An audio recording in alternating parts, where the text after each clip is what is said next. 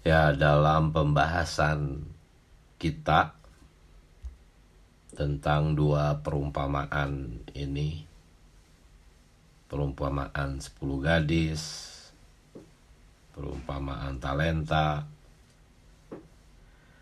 beban saya bukan ingin membicarakan makna-makna dari lambang-lambang. Kalau mengenai itu semua, saudara-saudari sudah paham lah ya, sudah sering mendengarkan berita-berita tentang dua perumpamaan ini.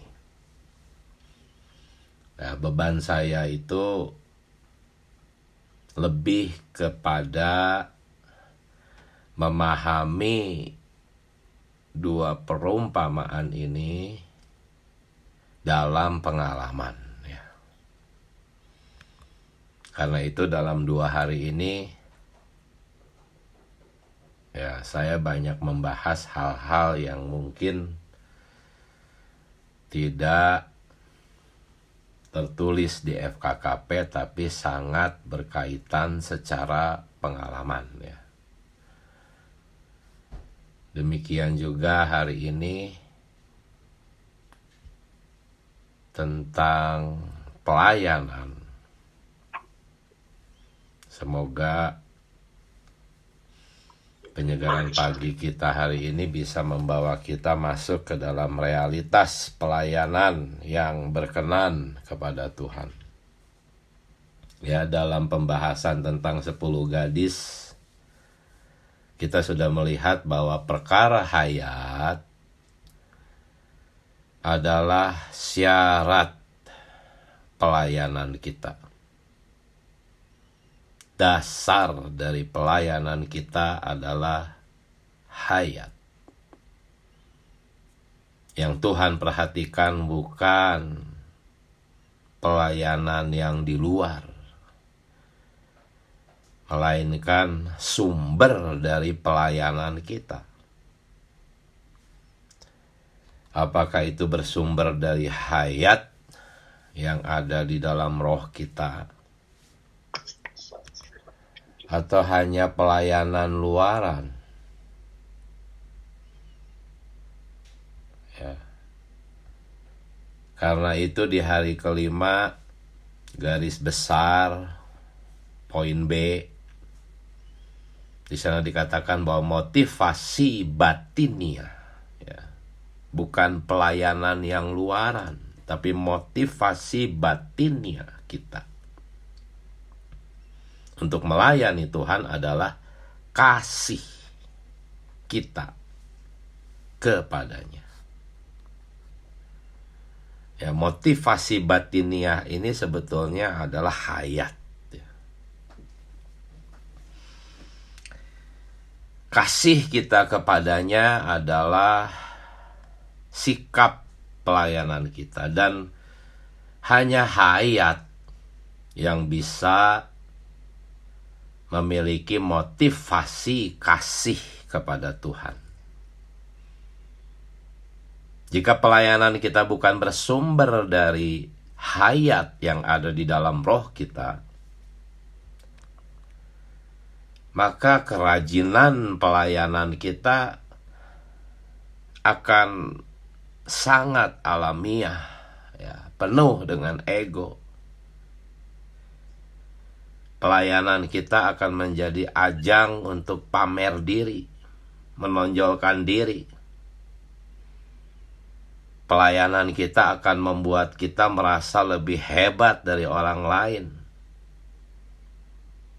Jikalau bukan bersumber dari hayat, pelayanan kita hanya akan menjadi sebuah persaingan. Ada ambisi. Dan sementara kita melayani, pasti ada kritik, penghakiman. Oh, betapa kotornya pelayanan orang-orang Kristen yang bukan bersumber dari hayat. Ya. Jadi sekali lagi, motivasi batiniah itu sebetulnya hayat. Karena hayat jiwa kita tuh nggak punya motivasi mengasihi Tuhan dalam pelayanan. Tidak ada. Tetapi ingin melayani itu ada di dalam hayat alamiah. Tetapi ya itu tadi, untuk pamer, menonjolkan diri, persaingan, ambisi, dan sebagainya. Oh Tuhan Yesus, jika pelayanan kita bersumber dari hayat, maka kita akan seperti seorang budak ya, yang ada di dalam Keluaran pasal 21 ayat 5. Budak itu hendak dibebaskan oleh tuannya. Ya, konteks budak di sini tuh budak belian ya, yang tidak digaji. Seperti seekor anjing dibeli. Ya, ada sesuka hati tuannya lah, mau dirantai, mau dipenjara, mau ditaruh di kandang, itu gimana tuannya. Itu budak zaman itu ya. Dan budak ini tuh ingin dilepaskan, ingin dibebaskan, karena peraturan hukum Taurat itu tahun ke-7 harus dilepaskan. Tuan itu hendak membebaskan budak ini. Tetapi apa kata sang budak itu? Dia berkata, "Oh, aku cinta kepada tuanku. Aku mengasihi tuanku. Aku mengasihi keluargaku. Aku tidak mau dibebaskan. Aku tidak mau merdeka dari tuanku." Nah, kalau kita memiliki hayat sebagai sumber pelayanan kita, maka kita akan menjadi budak-budak yang sedemikian.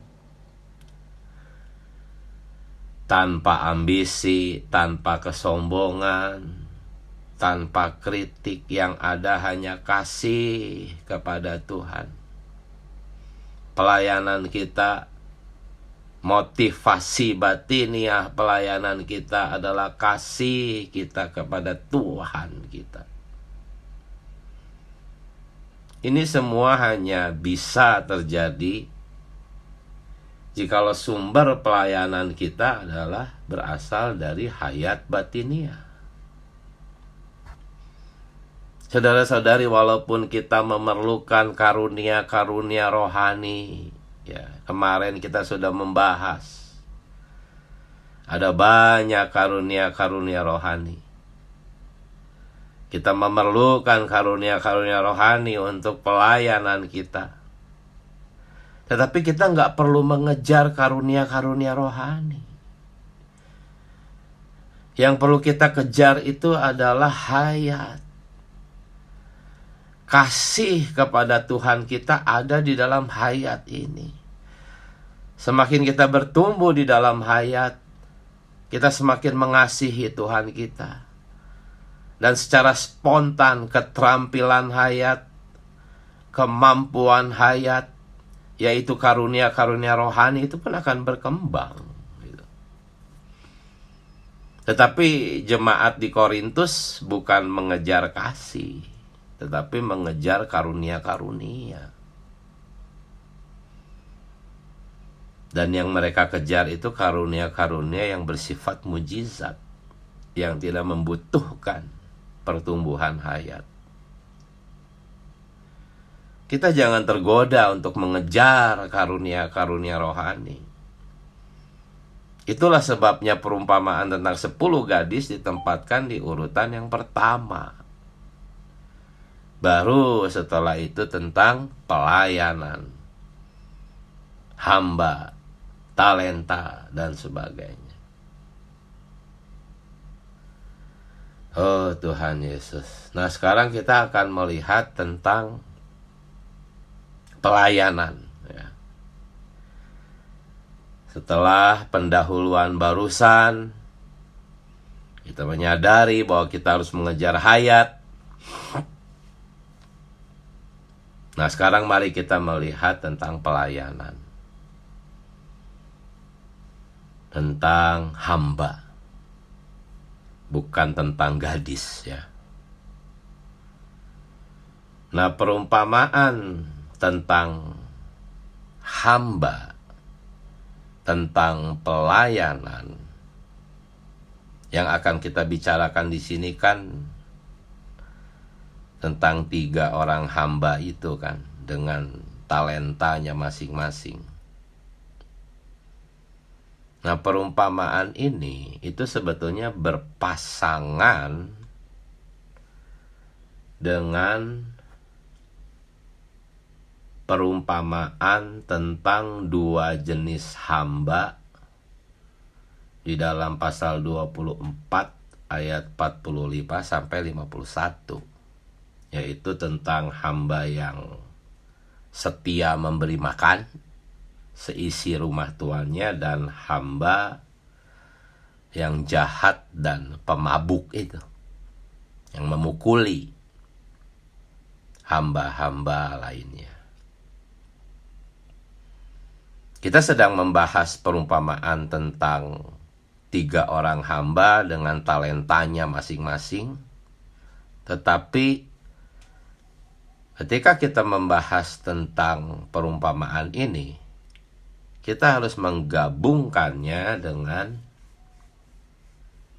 perumpamaan tentang 2 jenis hamba yang di dalam pasal 24 tadi, ya, ayat 45 sampai 51. Ya, dengan menggabungkan 2 perumpamaan ini kita bisa melihat bahwa cara untuk melipat gandakan talenta adalah dengan setia, rajin memberi makan seisi rumah Tuhan. Ya, karena 2 jenis hamba di pasal 24 dan 2 jenis hamba di pasal 25 itu sama, gitu. Itu satu paket. Ya, hamba yang melipat gandakan talentanya itu adalah hamba yang setia memberi makan seisi rumah Tuhannya. Dan sebaliknya, hamba yang menguburkan talenta itu adalah hamba yang jahat dan pemabuk itu. Talenta itu dikuburkan di tanah. Tanah itu adalah dunia. Hamba yang mabuk itu mabuk dunia. Ini sepaket, saudara-saudari. Mungkin Anda berpikir, kenapa ya menguburkan talenta disebut jahat gitu oleh Tuhan? Kalau disebut malas, oke lah. Tetapi menguburkan talenta disebut jahat.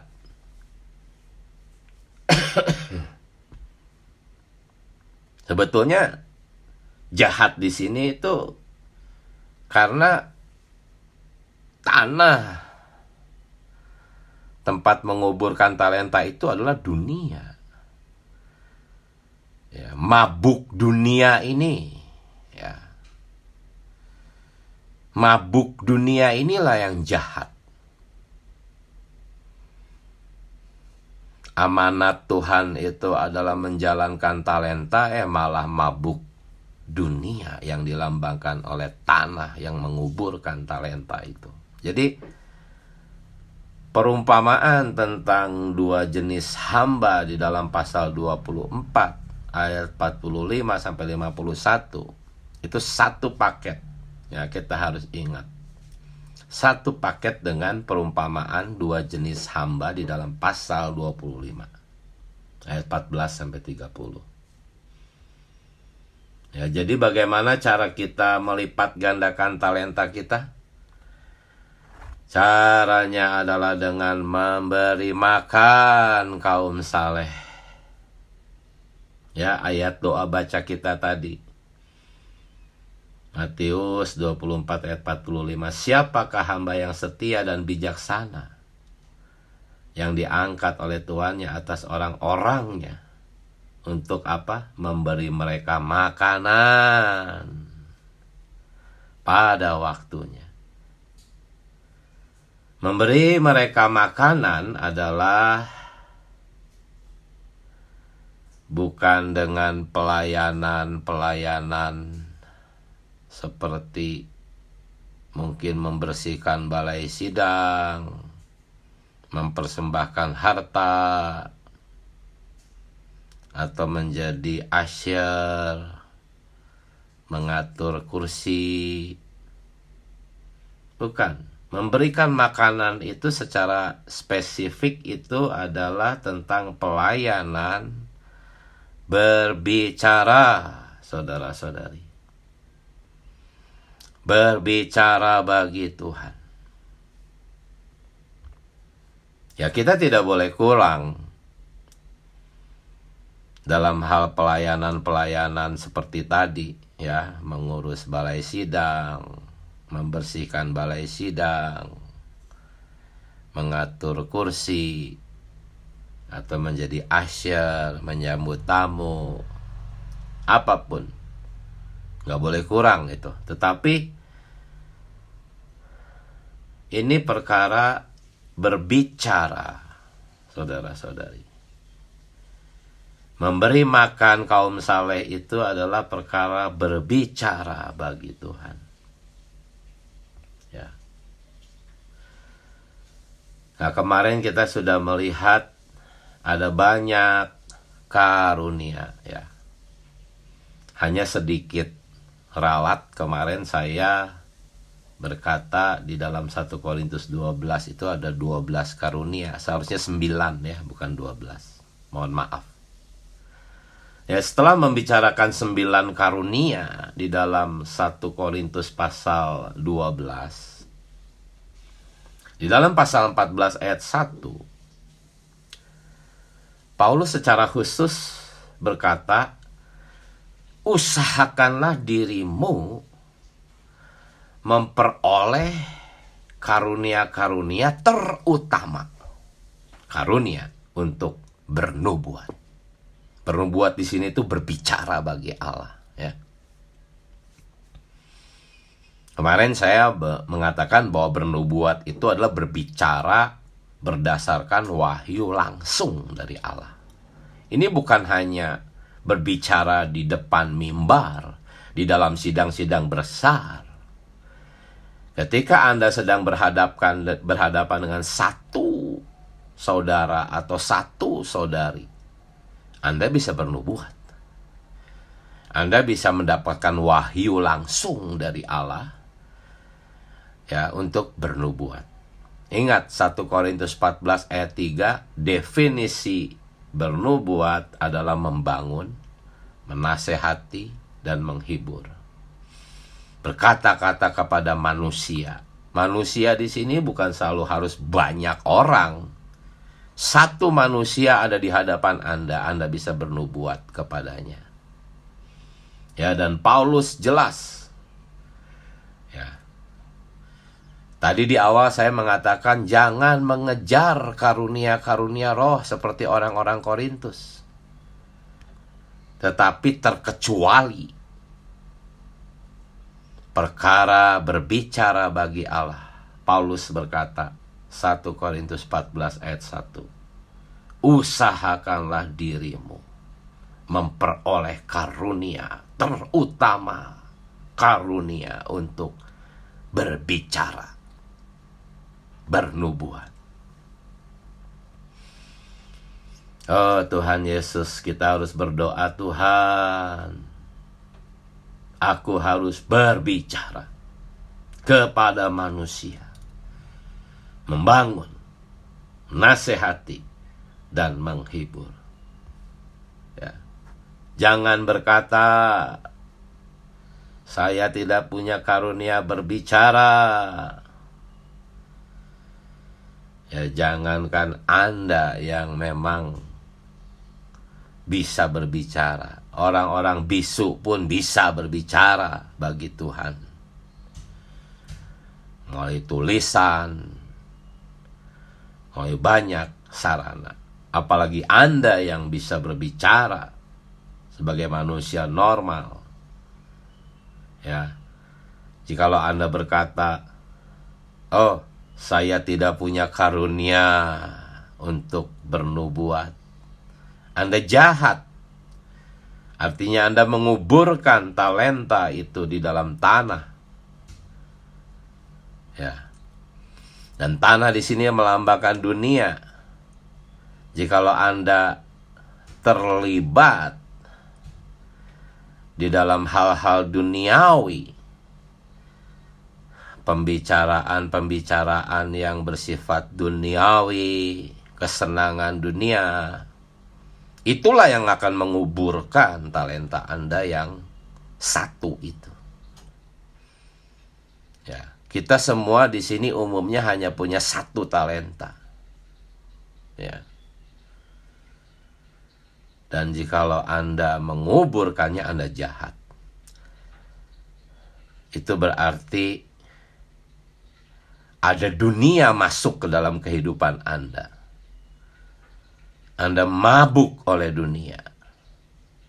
Sehingga dunia itu menjadi tanah yang menguburkan talenta Anda.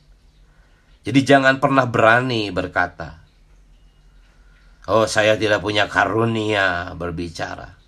Jangan pernah berani berkata seperti itu. Sebab jikalau Anda berkata seperti itu, Tuhan akan berkata bahwa Anda hamba yang jahat. Ya, Paulus berkata, "Berusahalah memperoleh karunia untuk berbicara." Nah, sekarang bagaimana cara berusaha untuk memperoleh karunia berbicara kepada manusia, membangun, menasehati, dan menghibur? Ya, caranya Anda harus berlatih. Saudara-saudari, cara berlatihnya bagaimana? Jikalau Anda ingin berlatih mengendarai mobil, ya caranya kendarailah mobil. Bukan baca buku tentang bagaimana cara mengendarai mobil. Baca buku terus nggak akan bisa. Masuk ke dalam mobil, kendarai. Bagaimana caranya berlatih berbicara? Ya berbicaralah. Gitu. Berbicaralah. Jangan ditahan-tahan, saudara-saudari. Ya, dan ketika kita berbicara, janganlah kita berbicara seperti orang yang menyajikan makanan, tapi makanannya itu makanan yang dapat beli, bukan dimasak sendiri. Ya, jikalau Anda ingin menyajikan makanan kepada kaum saleh, jangan seperti orang yang membeli secangkir kopi dan sepatong donat lalu disajikan. Itu malas namanya itu. Harusnya Anda masak gitu. Tapi karena malas, ya udahlah beli aja. Setelah dibeli, sajikan.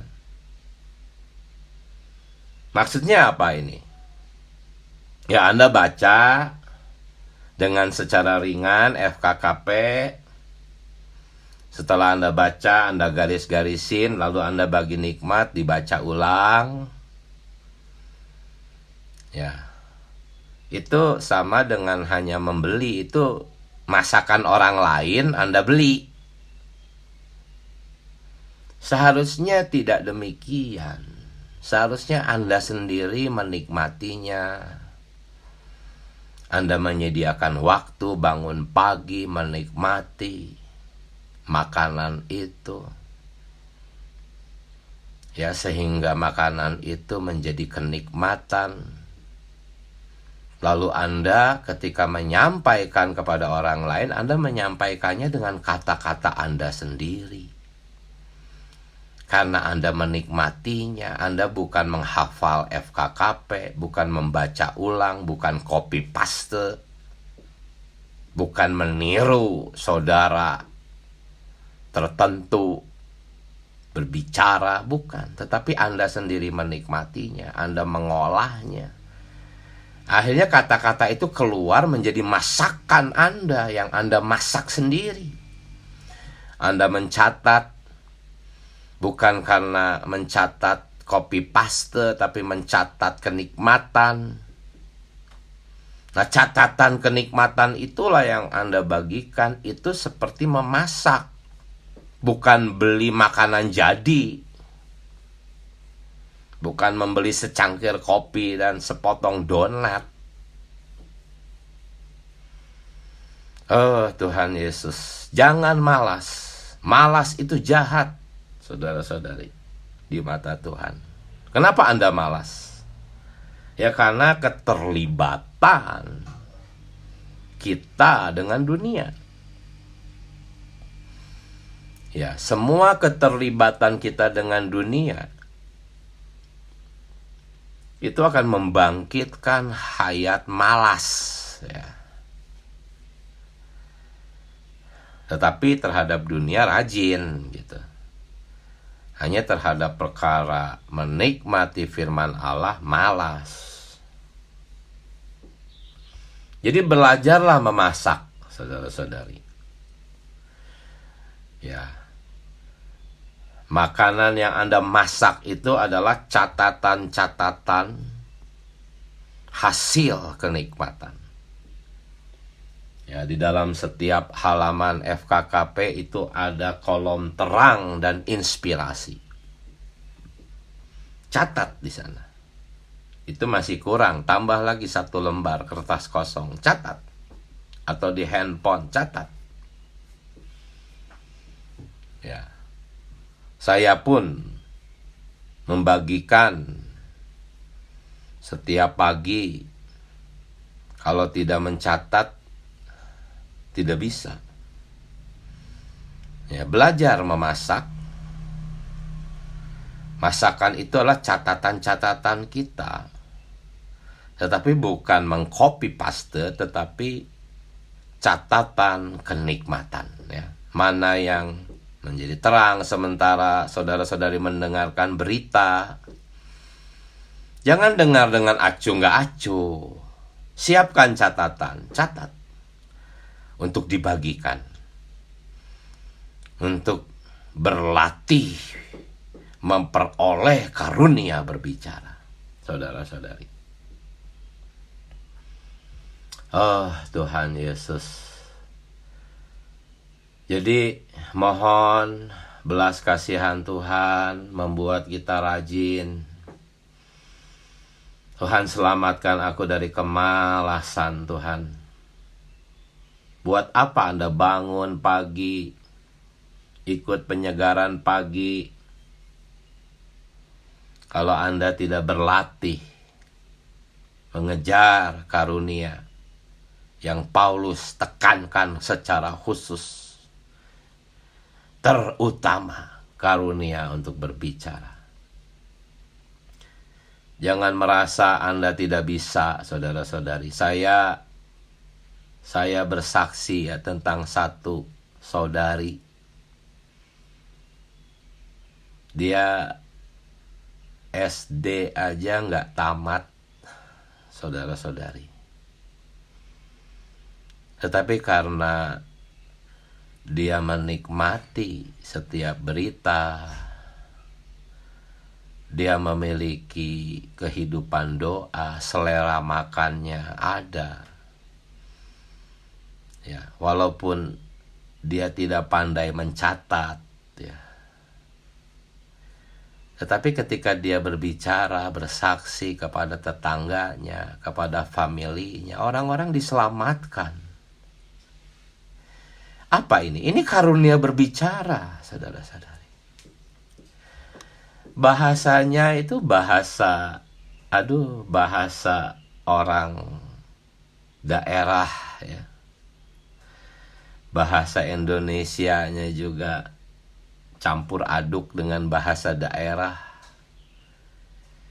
Ya mungkin tata katanya juga kacau.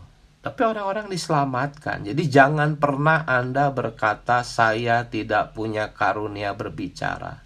Jahat Anda kalau Anda berbicara seperti itu. Kesaksian singkat saya tadi harus menerangi kita bahwa Anda dan saya bisa memberi makan orang-orang di sekitar kita. Ya. Oh Tuhan Yesus. Saudara-saudari, kita harus berdoa, Tuhan selamatkan aku dari dunia.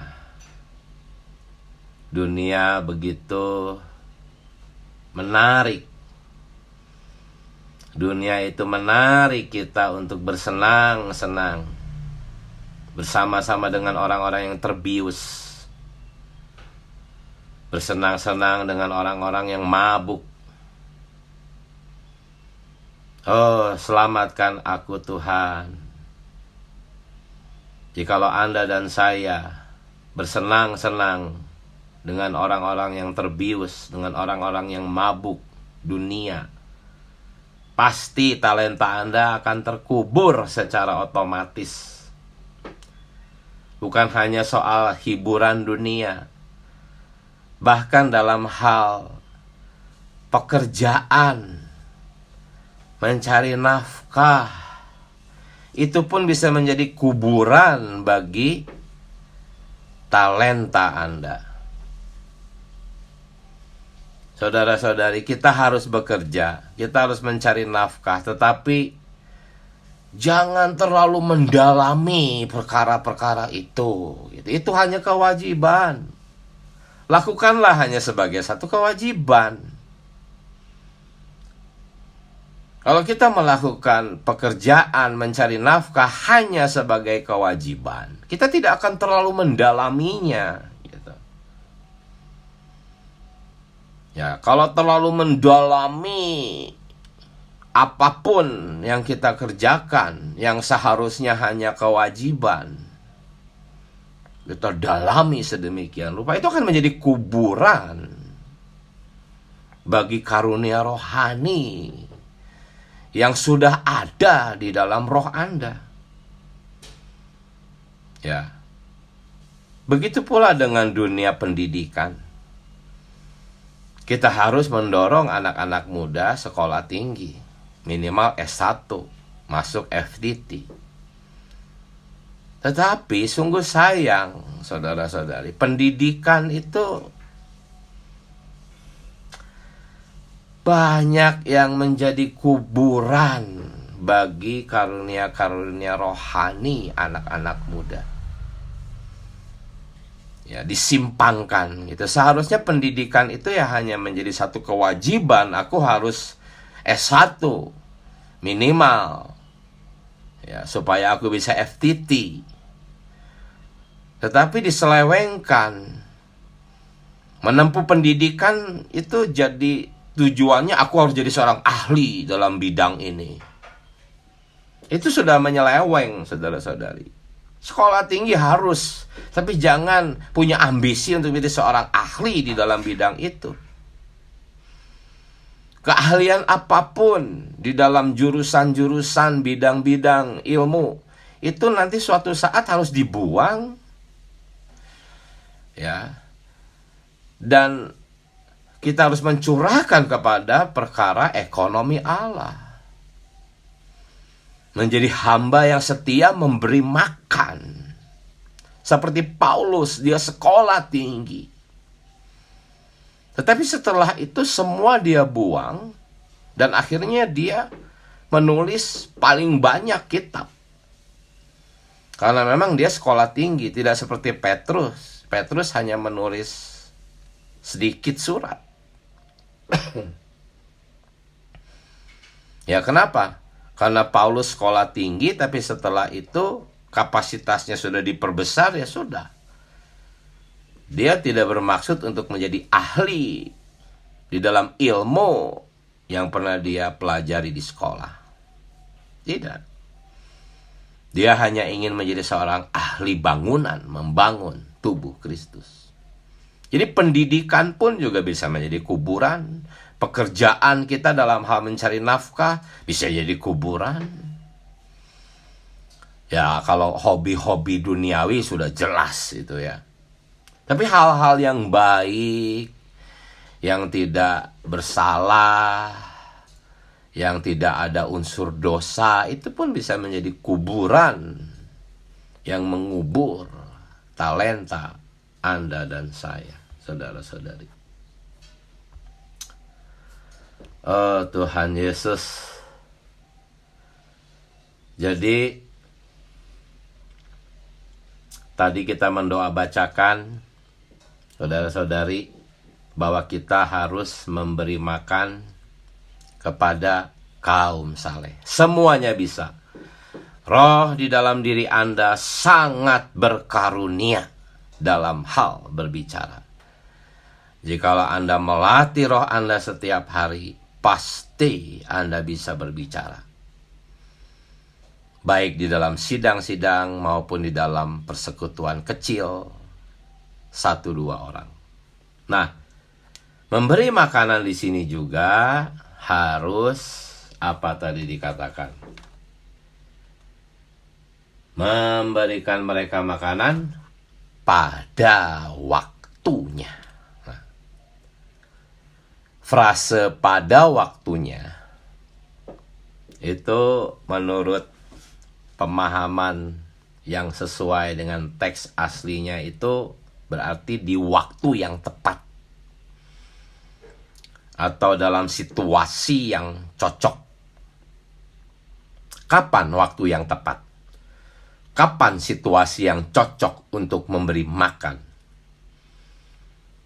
Yaitu ketika Anda sedang berhadapan dengan orang lapar. Gitu. Nah, itu saat yang paling tepat memberi makan.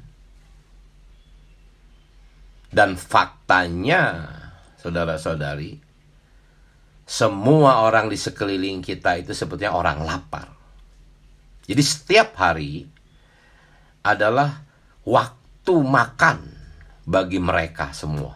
Setiap hari, setiap Anda ketemu orang, itu sebetulnya waktu yang tepat, situasi yang cocok. Karena semua orang hari ini sedang lapar. Ketika di depan Anda ada orang, itulah waktu yang tepat.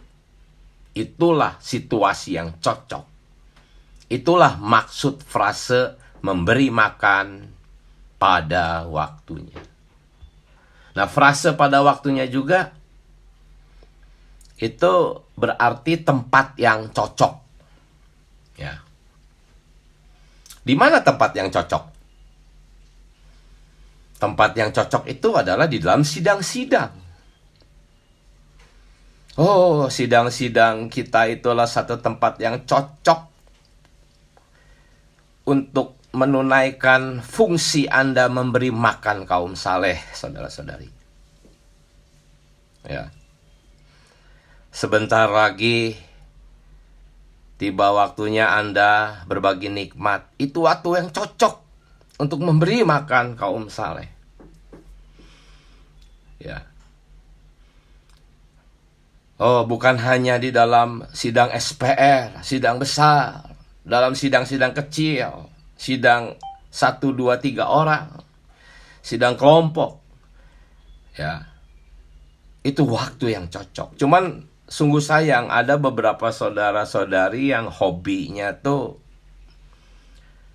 ngajak orang ke kafe-kafe, ke tempat-tempat tertentu dengan dalih, oh saya mau supply dia gitu ya. Ya, ajak. Itu boleh, tetapi itu hanya pendekatan. Pendekatan kepada orang, oke lah kita bikin acara olahraga, kita bikin acara pertemuan di kafe-kafe. kenalan, pendekatan. Tetapi setelah itu ajak ke tempat sidang, karena tempat sidang itu adalah tempat yang paling cocok untuk memberi makan. Kalau Anda memberi makan di kafe-kafe, di mall-mall, itu nggak cocok. Atmosfernya tuh nggak cocok, nggak bisa lah, susah. Itu hanya cocok untuk pendekatan aja gitu, kenalan, bikin janji nanti gitu. Ya, frase pada waktunya itu menurut teks aslinya itu adalah tempat yang cocok, dan tempat yang cocok itu tempat di sidang-sidang, saudara-saudari. Cuman sungguh sayang, justru di sidang-sidang banyak saudara-saudari diam gitu, menahan. Oh, itu malas namanya, saudara-saudari. Ya. Jadi berilah makan pada waktunya. Ya juga ada banyak saudara-saudari ketika waktunya berbagi nikmat, mulutnya dikunci. Tetapi mengkritik paling pandai, pintar gitu ya. Nggak bisa mengunci mulutnya. Oh Tuhan Yesus. Saudara kita mengatakan ketika dia berbicara memang ada banyak orang merasa dikritik. Tetapi sebetulnya saudara kita tidak menyebutkan nama. Mengkritik itu artinya menyebutkan nama seseorang, identitasnya. Walaupun tidak menyebutkan nama, tapi tersirat, jelas, terarah kepada orang tertentu. Itu mengkritik. Ya, saya sendiri sadar ketika membawa berita seringkali ada orang-orang yang merasa dikritik. Tetapi sebetulnya bukan beritanya yang mengkritik, Tuhan sendiri sebetulnya yang sedang menyingkapkan Anda dan saya yang merasa tersenggol gitu ya. Jadi ketika kita jelas-jelas mengungkapkan identitas seseorang, baik dengan cara halus tanpa menyebutkan nama atau secara langsung menyebutkan nama, mengkritik, itu kita sama seperti hamba yang jahat yang memukuli sesama hamba gitu. Itu akan dihukum nanti di tahta pengadilan Kristus. Ya. Oh Tuhan Yesus. Ya, jadi inilah saudara-saudari beban saya dalam membicarakan mengenai perkara pelayanan kita sebagai hamba. Semoga kita menjadi hamba yang setia, bijaksana, ya, memberi makan kaum saleh, berlatih, memasak, menuntut, dan kita diselamatkan, ya, diselamatkan dari menjadi hamba yang jahat. Amin. Sekarang mari silakan saudara-saudari, waktunya berlatih berbagi nikmat. Saya mohon undur, silahkan saudara-saudari membagikan kenikmatan. Amin. Amin. Puji Tuhan. Silakan saudari berlatih untuk memberi makan. Amin. Silakan. Dan saudara Michael, dari Ain, Milani, Lince, saudara Agus, saudara yang lain silakan.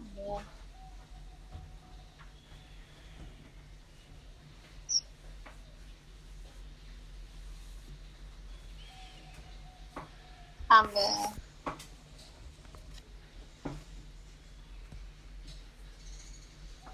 Tuhan. Dari Ango, saudari Sri,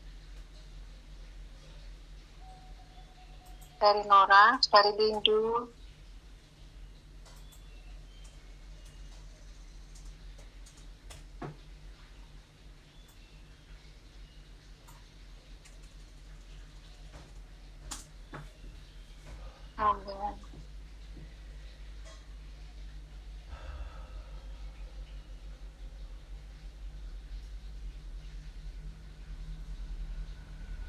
Oh, baik, saya memulai ya, nanti saudari dilanjutkan. Saya terjemah mengenai hamba yang setia. Hamba yang setia ini karena dia memenuhi tanggung jawab yang dipercayakan tuannya sebelum tuannya pergi keluar negeri, yaitu kisah. Orang percaya itu memiliki tanggung jawab ya terhadap tuannya, karena tuannya sudah mempercayakan harta. Ya, harta ini perlu dibagi-bagikan kepada orangnya. Yang orangnya ini orang kepunyaan Tuhan. Punyaan Tuhan ini hari ini adalah gereja. Setiap kaum saleh, ya, tanggung jawab yang diberikan kepada kita semua adalah memberi makan atau menyuplai, ya saudari, melalui kekayaan tuannya itu sendiri. Ya, kekayaan Tuhan itu hari ini ada di dalam roh kita. Kristus hari ini sudah menjadi kekayaan di dalam batin kita, ya. Ya, Allah yang sudah rampung melalui proses inilah yang perlu kita bagikan kepada orang-orangnya atau miliknya. Oh Tuhan Yesus, waktu yang tepat adalah dalam sidang-sidang, ya, sudah tadi katakan. Tetapi baik tidak baik waktunya, di mana saja kita bisa membagikan kekayaan, menyuplai kekayaan ini kepada orang lain, ya. Ketika kita dipenuhi dengan firman, dipenuhi dengan pengalaman akan firman itu, ya kita layak menjadi hamba-hamba yang menyuplaikan diri Kristus. Dengan jalan ini rumah tangga Allah, itu keluarga Allah bisa terus sejahtera, ya, terjamin, ya saudari, ya. Atau keluarga jika tidak ada makanan yang disajikan, oh Tuhan Yesus, maka keluarga itu akan kelaparan, ya, miskin, ya, tidak ada ekspresi kekayaan dari keluarga itu. Tetapi Kristus hari ini adalah kekayaan Allah yang sudah kita miliki, ya. Cara kita, jalan kita untuk menjadi hamba yang baik, ya, tidak menguburkan talenta-talenta, karunia-karunia kekayaan Kristus ke dalam tanah dengan alasan apapun, ya, karena karunia ini sudah diberikan kepada kita. Oh, tadi dikatakan, saya terjamah sekali bahwa karunia untuk berbicara ini sangat kaya di dalam kita. Setiap kita memiliki karunia untuk berbicara. Tapi bagaimana, ya, latihan kita hari ini dalam perkara apapun, ya, kita perlu mengambil kesempatan untuk berbicara, ya saudari, melatih diri kita untuk berbicara. Semakin karunia ini kita praktekkan, kita latih, saudari, di dalam kita itu semakin mahir, saudari. Benar itu, saudari. Ketika ada kita gampang, ya, terbiasa untuk mengutarakannya kepada orang. Ini perlunya kita hari ini berlatih, saudari, hari demi hari. Amin. Puji Tuhan. Silakan dilanjut, saudari. Amin. Saya itu terjemah, ya, dengan kata-kata hambaku yang baik dan setia, ya. Jadi dikatakan hamba ini tuh baik dan dia itu setia. Terus yang satu dikatakan malas, ya. Nah, berita hari itu saya juga teringat yang dikatakannya hanya kedalaman yang bisa menjamah kepada kedalaman. Ya, memang isinya itu hanya Kristus yang bisa menjamah, ya. Kita sekarang mau berbuat apa selama itu dari alamnya nggak akan bisa. Bahkan ya kalau misalnya kita mau berusaha pun, ya, sebagai hamba-hamba yang baik dan setia, tapi kalau itu unsurnya bukan Kristus, tidak bisa, ya, sudah-sudah. Jadi semoga Tuhan belas kasihan kita ini kembali ke dalam roh, melatih roh. Apapun yang keluar ini Kristus yang tertampil keluar. Amin.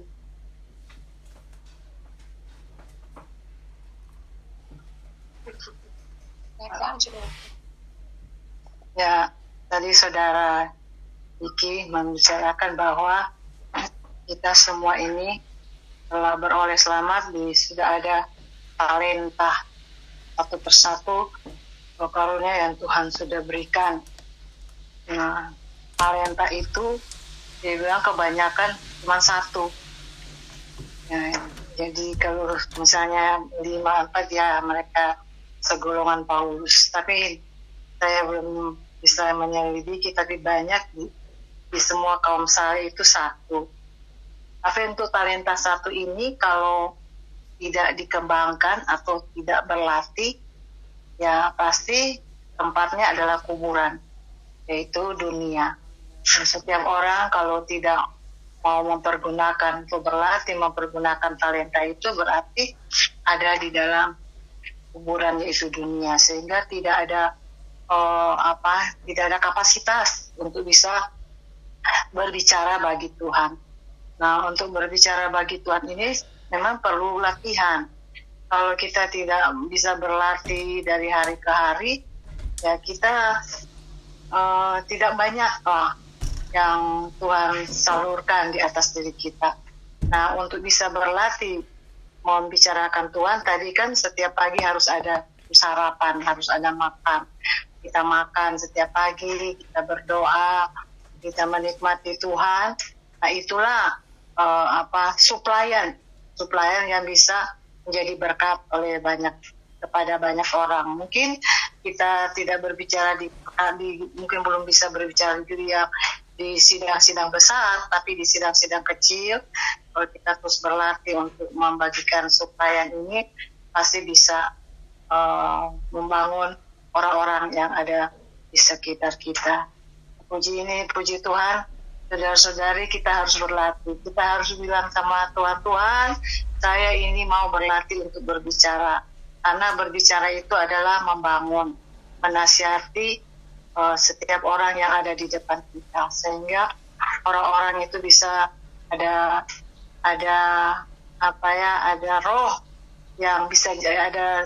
roh yang bisa menjamah mereka, dan mereka betul-betul bisa berbicara atau bisa menerima setiap suplai itu di dalam roh. Hari ini kita terus berlatih, saudara-saudari, supaya kita menjadi orang-orang yang berbicara kepada Tuhan, yaitu bernubuat bagi gereja. Karena gerejalah tempat kita Tuhan mempercayakan untuk kita membicarakan firman Tuhan atau firman hayat ini. Amin.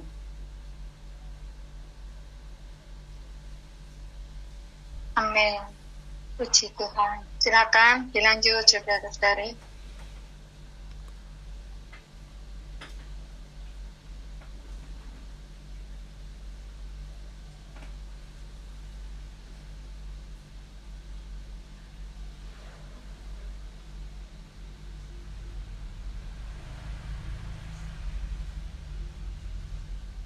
Puji Tuhan, saudara-saudari.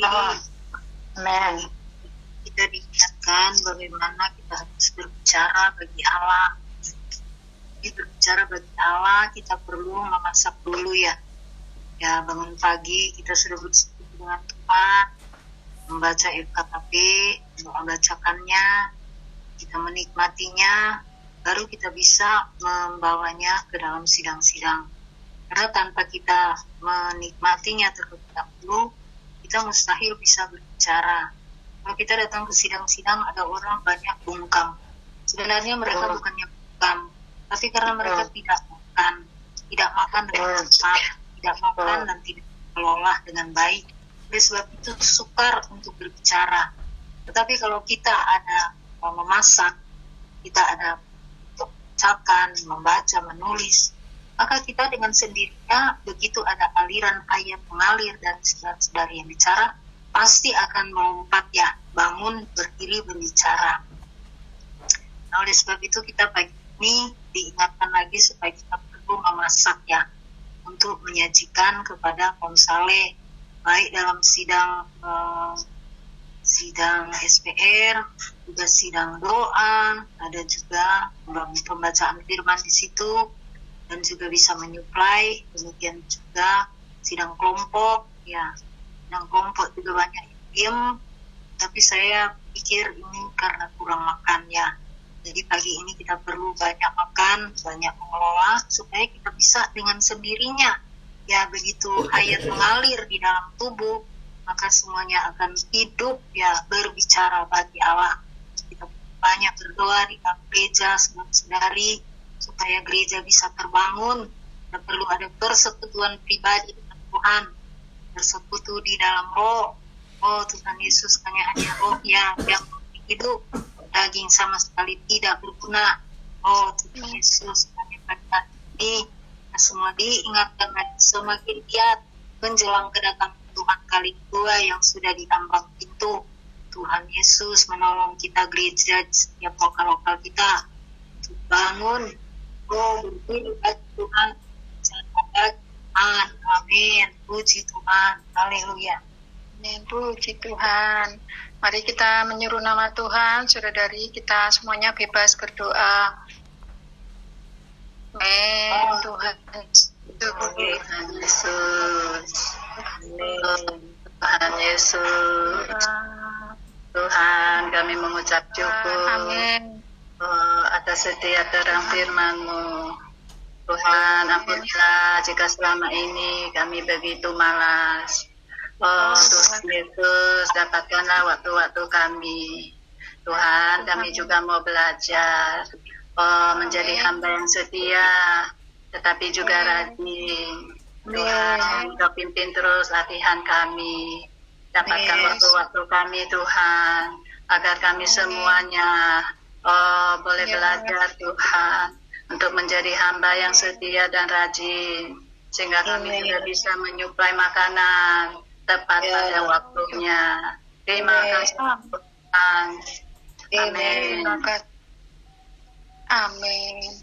Ya, puji Tuhan. Amin.